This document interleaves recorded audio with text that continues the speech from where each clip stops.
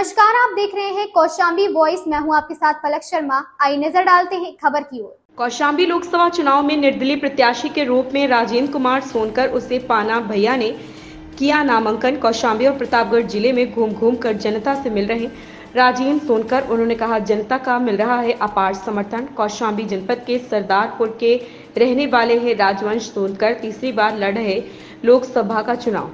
कौशाम्बी लोकसभा में निर्दलीय प्रत्याशी राजेंद्र कुमार सोनकर भी मैदान में है। बता दें कि राजेंद्र कुमार सोनकर उर्फ पन्ना भैया इस बार तीसरा लोकसभा का चुनाव लड़ रहे हैं।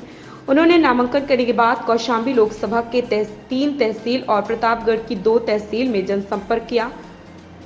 उन्होंने कहा कि भाजपा ने सिर्फ झूठे वादे किए, कोई भी काम नहीं किया। इनकी सरकार में नौजवान बेरोजगार है, किसान परेशान है। जो लोगों से वादा किए आज तक पूरा नहीं किया गया।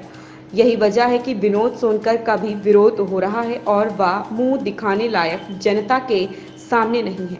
अगर वह काम किए होते तो आज उनको चुनाव में टहलना नहीं पड़ता। राजेंद्र कुमार सोनकर उर्फ पन्ना भैया ने बताया कि कौशाम्बी की जनता ने हमको मौका दिया तो कौशाम्बी के विकास के लिए बहुत सारे काम करना है। खासकर किसानों से जुड़ी समस्याओं के लिए वह कार्य करेंगे। उन्होंने कहा कि गांव-गांव में हर तहसील में उनको जनता का भारी समर्थन मिल रहा। इस मामले में अमरनाथ झा से उनकी हुई खास बातचीत। नमस्कार दोस्तों, मैं हूं अमरनाथ झा। कौशाम्बी वॉइस में आपका स्वागत है। इस समय कौशाम्बी लोकसभा चुनाव में वैसे तो कई पार्टी के प्रत्याशी मैदान में हैं। वहीं पर जैसे भाजपा के विनोद सोनकर हैं, वहीं समाजवादी पार्टी से पुष्पेंद्र सरोज हैं, बसपा से शुभ नारायण गौतम हैं। इसी प्रकार और भी निर्दलीय प्रत्याशी हैं जो कि यहाँ पर चुनाव लड़ रहे हैं।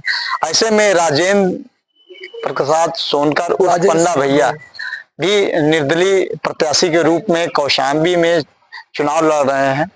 जैसा कि वो लोग सरदारपुर कौशाम्बी के रहने वाले हैं और यह तीसरी लोकसभा में चुनाव लड़ रहे हैं। इसके पहले भी वो 2 बार चुनाव लड़ चुके हैं। तो हमारे साथ मौजूद हैं राजेंद्र कुमार उर्फ पन्ना भैया।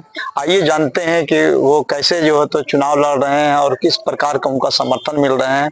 यदि जनता कौशाम्बी की जनता ने उनको मौका दिया तो क्या कैसे जो है तो इसका विकास करेंगे, क्या उद्देश्य है, ऐसे जानने की कोशिश करते हैं।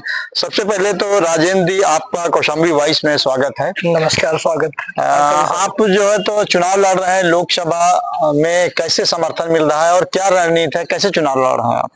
देखिए, मेरा जो है, मैं इस समय जो है लोकसभा निर्दलीय के रूप में लड़ रहा हूँ। मुझे बहुजन मुक्ति पार्टी का, अर्धक अधिकार दल का और से कई संगठन का, इसी तरह मिला के 83 संगठनों का मुझे समर्थन मिल रहा है। करणी सेना का, किसान मोर्चा का, ऐसे बहुत से पार्टियों का समर्थन मिल रहा है मुझको। और मैं गांव गरीब किसान की लड़ाई लड़ने के लिए मैदान में आया हूँ। और मैं चाहता हूँ कि हमारे किसानों को जो है, हमारे नौजवानों को हर हाथ में काम मिले, किसानों को खाद बीज पानी मुफ्त मिले, इनके ऊपर जो टैक्स लगाया जाता है वह सब इन पे न लगाया जाए, किसानों के हक में उनको MSP दी जाए। जो मांग कर रहे हैं उनका मैं पूर्ण समर्थन करता हूँ। यही सब मेरे मुद्दे हैं। और यदि मान लिया आपके सामने कई प्रत्याशी हैं, भाजपा के विनोद सोनकर है, 2 बार सांसद रह चुके हैं, और सपा से पुष्पेंद्र सरोज हैं, तो इस प्रकार से कैसे समर्थन मिल रहा है और कैसे अपनी लड़ाई आप लड़ेंगे, जीत कैसे सुनिश्चित करेंगे? देखिए, इस बार कौशाम्बी की जनता ने यह मन बना लिया है कि पार्टी को हम वोट नहीं करेंगे। यह जनता का आवाज है, ये जनता की आवाज। इस बार हमारे साथ उनका समर्थन है। वह पार्टी और यह कोई देख नहीं रहे। बीजेपी कहती है कि डबल इंजन की सरकार है, उन्होंने बहुत विकास किया है। विनोद सोनकर कहते हैं कि बहुत उन्होंने विकास किए हैं। उनका विकास, यही विकास अगर होता तो क्षेत्र में जाकर के जनता को मुंह दिखाते। अगर उनको घूमने की जरूरत नहीं पड़ती, अगर 10 साल उनका विकास का कार्य हुआ होता तो जनता उनसे रुष्ट नहीं होती और उनको आप घर बैठे चुनाव जिता देती। यह मेरा अपना मानना है। क्योंकि जनता इतनी नाराज है कि गांव में आपको जाने का जो है उनका हिम्मत नहीं है कि गांव में चले जाए। वो तो हर जगह मीटिंग कर रहे हैं, बता रहे हैं, बड़ा जन समर्थन मिल रहा है। जन समर्थन मिल रहा है। वो तो वोट के रूप में आपको जो है 4 तारीख को जून में आपको देख लेंगे कि आपका यह भाई सांसद के रूप में कौशाम्बी का जो है नव निर्माण कराएगा। अब मान लिया कौशाम्बी की जनता ने आपको मौका दिया, यदि जीतते हैं तो कौशाम्बी के लिए क्या करेंगे, क्या कैसे? कौशाम्बी के जितने अधूरे विकास हैं, जो जो विकास छूट गए हैं, वह फिर से गांव स्तर से मैं लेकर चलूंगा, क्योंकि गांव मजबूत होगा। खुशहाली का रास्ता खेत और खलिहानों से गुजरता है।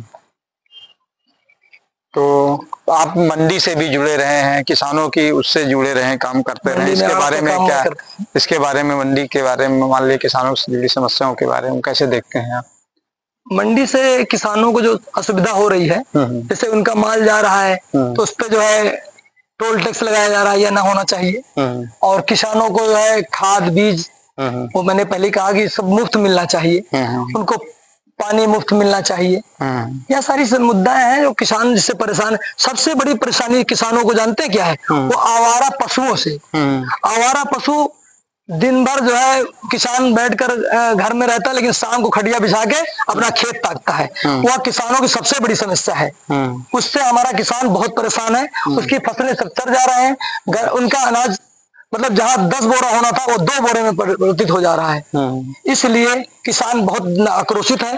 किसान की समस्या सबसे बड़ी समस्या है। दूसरी समस्या नव युवकों की है, जो नौजवान हमारे जिनके हाथ में काम नहीं है, रोजगार नहीं है। वह रोजगार के लिए 48,000 वैकेंसी निकलती है। 60 लाख लोगों ने इस बार जो है पुलिस भर्ती में अप्लाई किया था, लेकिन क्या होता है, वहां पे पर्चा लीक हो जाता है। पर्चा लीक हो जाता है, फिर से चुनाव उसका जो है फिर से निकाल कराया जाएगा, लेकिन ऐकर करके और इस पे ठंडे बस्ते में डाल दिया जाता है। बाद में क्या होता है, कुछ नहीं होता। वह नवयुवक ताकता रह जाता कि मेरी जो है वैकेंसी में मेरा जुगाड़ लग जाए, लेकिन जुगाड़ हो नहीं पाता। ये बात कर रहे थे हमारे साथ राजेंद्र कुमार जी उर्फ पन्ना भैया, जो कि लोकसभा कौशाम्बी में चुनाव लड़ रहे हैं और यह तीसरी लोकसभा में चुनाव लड़ रहे हैं। इन्होंने बताया कि यदि कौशाम्बी की जनता ने इनको मौका दिया तो किसानों से जुड़ी समस्याओं को देखते हुए इसके विकास के लिए करेंगे ही, और इसके अलावा भी जो मंडी से जो किसानों को जो प्रॉब्लम होती है या तमाम टैक्स लगते हैं उनके लिए भी आवाज उठाने का काम करेंगे। अमरनाथ झा, कौशाम्बी। इस खबर में बस इतना ही। देखते रहें कौशाम्बी वॉइस।